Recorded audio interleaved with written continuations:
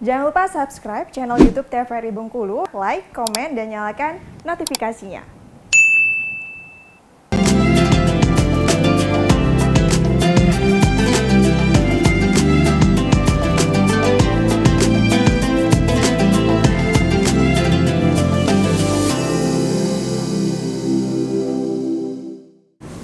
Baik pemirsa, kembali bersama kami di TVRI Bengkulu tentunya untuk Mutiara Ramadan TVRI Bengkulu hari ini di puasa kedua bulan suci Ramadan 1444 Hijriah, dan kita bersama dengan narasumber ada Bapak Ustadz Adi Sucipto dengan tema kita keutamaan puasa di bulan Ramadan. Tadi sudah dijelaskan beberapa tausiah singkat mengenai keutamaan-keutamaan di bulan puasa di bulan suci Ramadan 1444 Hijriah kali ini ya pemirsa. Nah Pak Ustadz, ada beberapa keutamaan puasa, diantaranya mungkin kita semua sudah tahu semuanya mungkin ya Pak Ustadz ya, ada pahala puasa tidak terbatas, kemudian sebagai perisai masuk surga melalui pintu rayyan, kemudian dapat memberi syafaat dan lain sebagainya. Itu boleh dijelaskan nggak sih Pak Ustadz satu persatu keutamaan-keutamaan tersebut Pak Ustadz? Baik, pertama di antara keutamaan bulan Ramadan itu pahalanya tanpa batas. Tanpa batas, oke. Sebagaimana dalam hadis sahih dikatakan, kullu bani Adam lahu, setiap amal anak Adam itu ada ganjaran pahalanya, illa saum, kecuali puasa, wa ana ajazabi, dan saya memberikan pahala puasa. Kalau kita sama mengetahui sholat di Masjidil Haram itu 100.000 ya, satu kali sholat pahalanya. Kemudian di Masjid Nabawi 1.000, kemudian sholat berjamaah di masjid kita itu 27 derajat. Ya. Kemudian begitu juga dengan sedekah, tetapi puasa tidak ada batasnya. Gitu. Tidak ada batasnya. Tidak ada batasnya. Pahala dari puasa Pahala tersebut. dari puasa itu langsung Allah yang memberikan. Tidak ada yang tahu. Nabi Muhammad tidak yang tahu, malaikat juga tidak yang tahu. Jadi itu spesial dari Allah Subhanahu wa taala. Jadi maka tiap individu beda-beda Pak Ustadz? Beda-beda pastinya. Yang jelas setiap insan, setiap orang beriman ya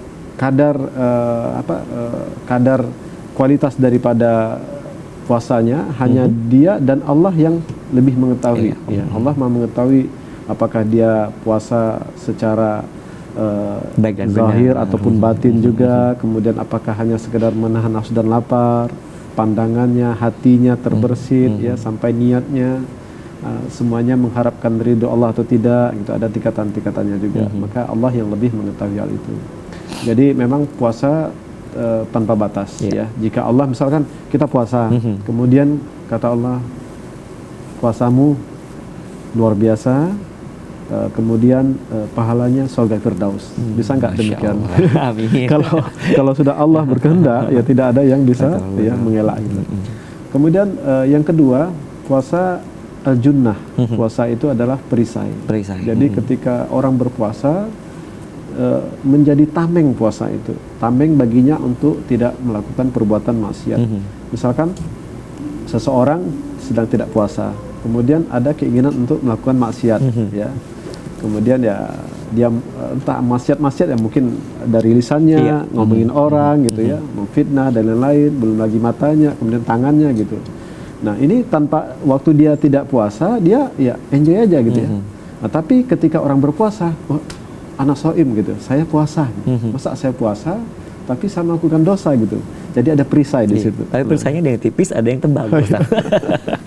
Bergantung iman ya. Iya, bergantung iman. Semakin kokoh imannya maka perisainya semakin tebal, semakin kokoh gitu. Kemudian yang ketiga ya, yaitu setiap orang yang menjaga puasanya, maka dia mendapatkan jalur masuk ke surga itu dengan jalur khusus, ya, yaitu pintu disebut dengan pintu Babu Royan, pintu Royan namanya. Pintu Royan ini khusus bagi mereka yang ahli puasa. Ya, puasanya terjaga, tidak hanya menahan haus dan lapar, menahan amarah, menahan hawa nafsunya, ya, menahan dari keinginan-keinginan yang tidak baik. Ya, betul-betul dia mengharapkan ridho Allah Subhanahu wa taala. Maka dia dengan izin Allah, rahmat Allah, dia masuk ke dalam pintu Royan. Mudah-mudahan kita dan juga pemirsa yang menyaksikan siaran ini, mudah-mudahan juga nanti kita sama-sama masuk surga melalui pintu Royan. Amin ya rabbal alamin. Kemudian yang berikutnya, selain itu juga puasa memiliki keutamaan yang pahalanya juga berlipat-lipat ganda. Kemudian dia puasa Ramadan ya Allah pilih di bulan yang sangat mulia, yaitu bulan Ramadan. Ya, bulan Ramadan kita sama-sama mengetahui bulan unzila fihil Quran, diturunkannya di dalam bulan Ramadan itu adalah Al-Quran, wahyu Allah, kalamullah. Ya.